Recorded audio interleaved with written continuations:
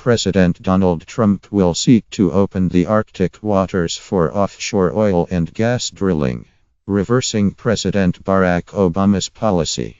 Prevented exploration in a region. Environmental groups warn is too sensitive to risk an ecological catastrophe.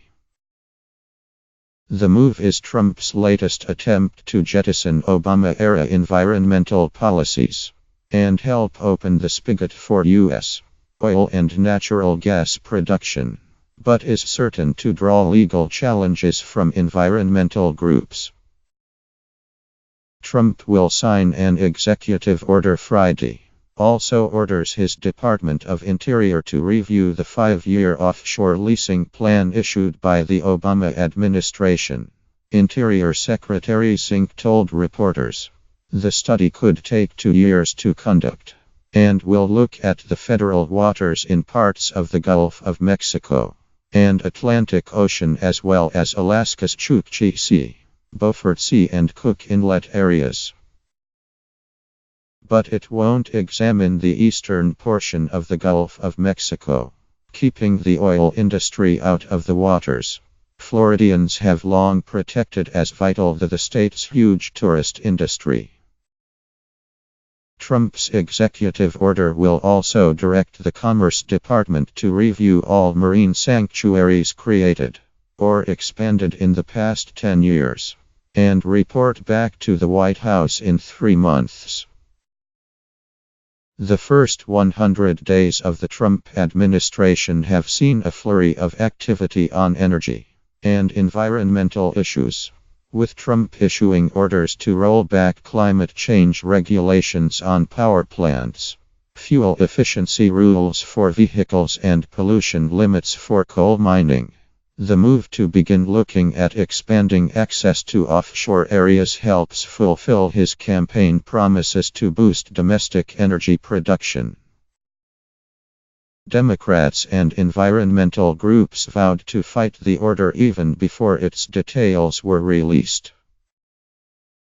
Allowing oil companies to expand offshore operations would put coastal economies and ways of life at risk of a devastating oil spill, while worsening the consequences of climate change, League of Conservation Voters President Gene Kropinski said in a statement. Trump's order did not specifically place Pacific waters outside review, but Singh noted that Californians had curbed offshore drilling along its coast. Although leases in federal water there could also be used to establish wind farms. We're going to give local communities a voice, Singh said. I'm optimistic about the wind opportunities. California Gov. Jerry Brown had pressed Obama to permanently ban drilling off the state's coast, and any rush to start drilling in the Pacific would also meet resistance from restaurant owners, fisheries, resort operators, and a host of other businesses that depend on the coast staying clear of oil rigs. I wouldn't say it's sacred ground. It's more like exhaustive ground, a source at one major oil company said about the potential drilling in California. Sens.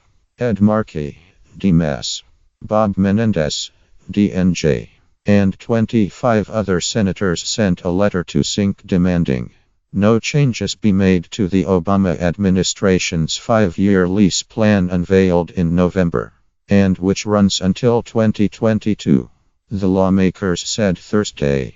The senators also submitted a bill calling for the plan to be kept intact. Our immediate goal is for them to leave the 5-year plan alone, Menendez told reporters. At the end of 5 years, a future administration could think about what it wants to put in its 5-year plan. Even with crude at a modest $50 a barrel, the oil industry is intensely interested in getting access to the waters to the west and north of Alaska. The U.S. government estimates the Arctic Circle could yield 90 billion barrels of oil, about a third of that in the area around Alaska alone. ExxonMobil, Shell, Chevron, and other oil companies have lobbied to expand Alaskan drilling even as they focus now on tapping into the vast resources the fracking technology has opened up in Texas and North Dakota in recent years. Even companies a year ago relinquished their old Arctic leases in favor of focusing on shale plays have recently become more excited about Alaskan prospects. Eventually, the world's energy appetite will force oil companies to explore new areas, and energy experts see some of the best prospects in areas former President Barack Obama placed off limits with his executive power in December. It's important for us to see new areas available for leasing, said Andy Radford, the American Petroleum Institute's senior policy advisor for offshore energy. It's a long-term view of things.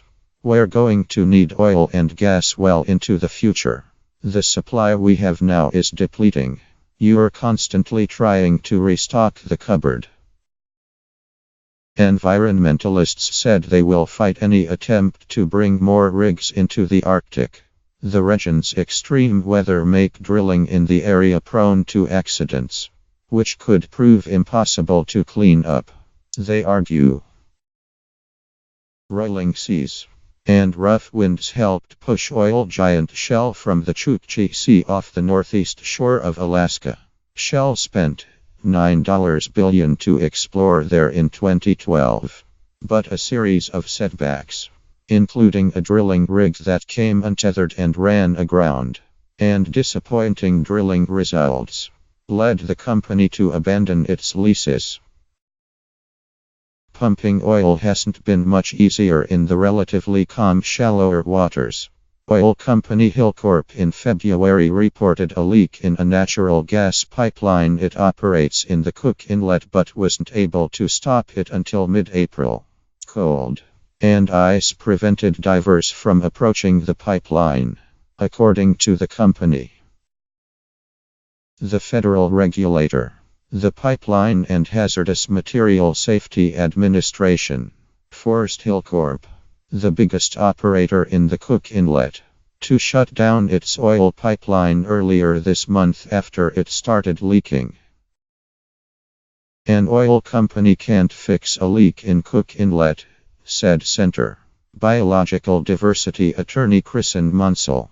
How are they going to be able to deal with an oil spill or gas leak in the much more difficult Arctic?